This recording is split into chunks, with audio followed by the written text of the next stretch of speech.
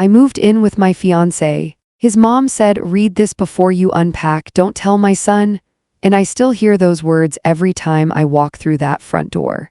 My name is Lena Marsh, 27 years old, Nashville-born freelance graphic designer, and the night I carried my boxes into that house on Clover Ridge Drive, something felt wrong before I even crossed the threshold. Connor Hartwell, 31, my fiancé, warm, steady, genuinely mine, had gone upstairs to clear closet space. His mother, Diane Hartwell, 57, stood in the entryway watching me unload. She didn't offer to help.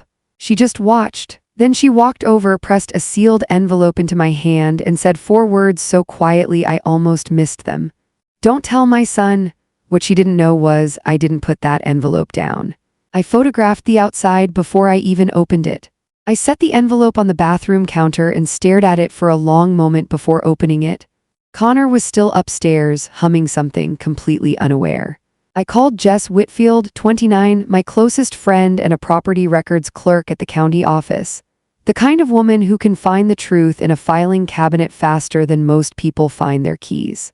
"Don't open it alone," she said immediately. I already had. The letter inside was handwritten, neat, controlled, 2 paragraphs that felt like a politely worded eviction notice for my entire future. And then Diane appeared in the hallway, looked at my moving boxes still stacked by the door, and said without blinking, "Girls like you always pack heavy because you're never quite sure how long you'll stay." I stayed quiet for a reason. Because women like Diane don't fear arguments. They fear women who don't have them.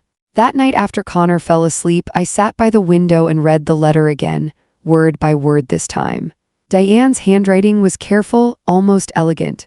She wrote that this house had always been a Hartwell home, that Connor had a life planned long before I arrived, that she had arrangements already in place and I would understand them soon enough. It read like something written by someone who had rehearsed it, someone who had written something like it before. I folded it slowly, and that's when the second sheet slipped from between the pages. Smaller, denser, not warnings this time. Something colder, an address on Millbrook Lane, a name I had never heard Connor mention. And below that, a handwritten timeline, dates, stages, steps, like a plan already in motion before I ever packed a single box. But that wasn't the worst part. The letter had 2 pages. I had only unfolded one. The name on that second page was Ashley Colton, the address, a rental property 2 miles from this house. The timeline had 3 stages written in Diane's same careful hand. Stage 1, introduction. Stage 2, paperwork. Stage 3, departure. 14 months ago, all 3 stages had been checked off. Connor told me his last relationship ended mutually, that they grew apart. He never said her name. I sat on the bathroom floor, back against the cold tub, and felt something move through my chest that I can only describe as the floor dropping out completely. She hadn't warned me, she had tested me, and I had passed in a way she never prepared for. I photographed both pages, texted just 4 words, "I need you tomorrow." Then I folded the letter exactly as I found it and placed it in my design bag. What she didn't know was, before I even called Jess, I had already looked up that address on my own. Jess met me at the coffee shop on 4th Avenue the next morning. I showed her both photographs. She didn't gasp. She didn't say anything dramatic. She just pulled out her work notepad and wrote down the address and the name. "Give me 48 hours, she said. While I waited, I started noticing things around the house. A framed photo in the hallway, Connor and Diane, maybe 3 years old, standing in front of the same house with a woman I didn't recognize standing slightly apart, nearly cropped out of frame. That evening, I took my coffee to the front porch and my neighbor, Mr. Gerald Finch, 64 years old, retired, who had lived next door to the Hartwells for 22 years, walked past with his dog. He slowed, looked at me the way people look when they recognize something they've seen before. Then he said quietly, "The last girl left in 3 months. Your face is different though." I stayed quiet for a reason. Mr. Finch wasn't finished. And the next thing he said stopped me cold. Mr. Finch told me Ashley had lived here in this house with Connor, that Diane had been perfectly warm to her face and completely cold behind it. That one day Ashley was simply gone. No argument anyone heard, no scene, just gone, and 2 weeks later paperwork arrived with a county seal. Jess called that evening, steady voice tight underneath. "Lena, there's a conditional interest claim on the house. Filed 14 months ago." She paused, The name is Ashley Colton. My hands were shaking holding the phone. I set it down on the counter and pressed both palms flat against the surface just to feel something solid. Connor walked in at that exact moment. He saw my face, he saw my hands.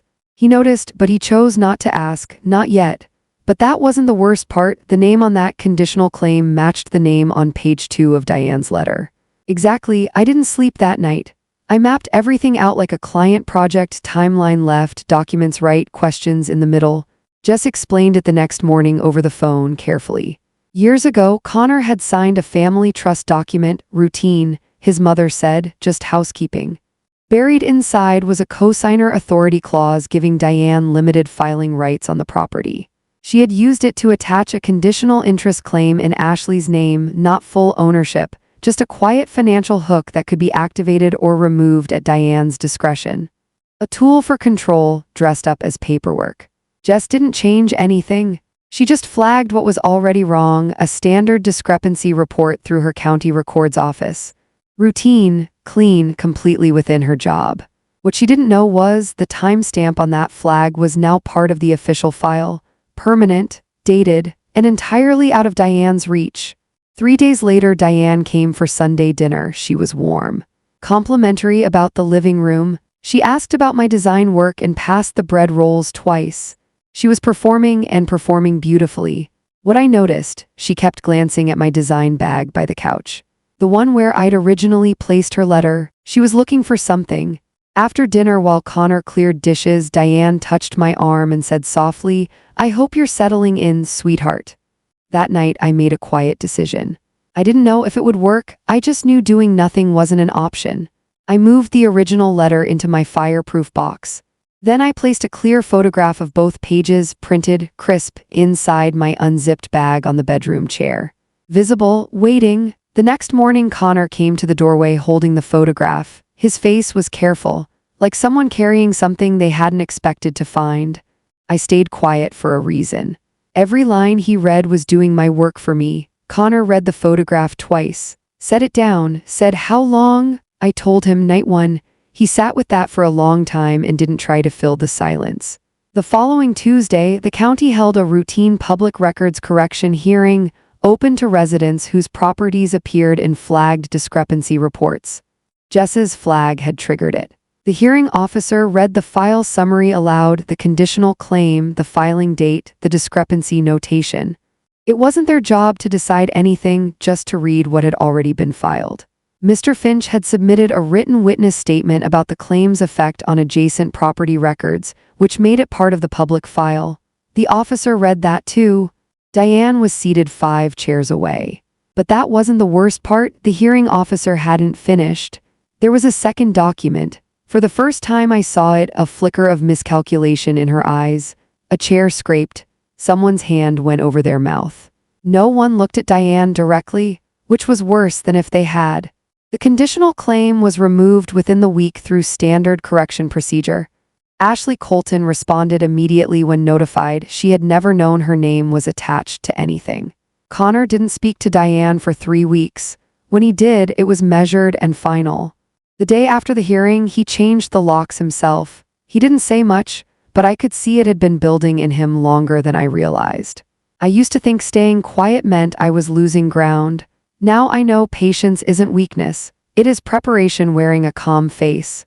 The right people always see the truth, even when you say nothing at all.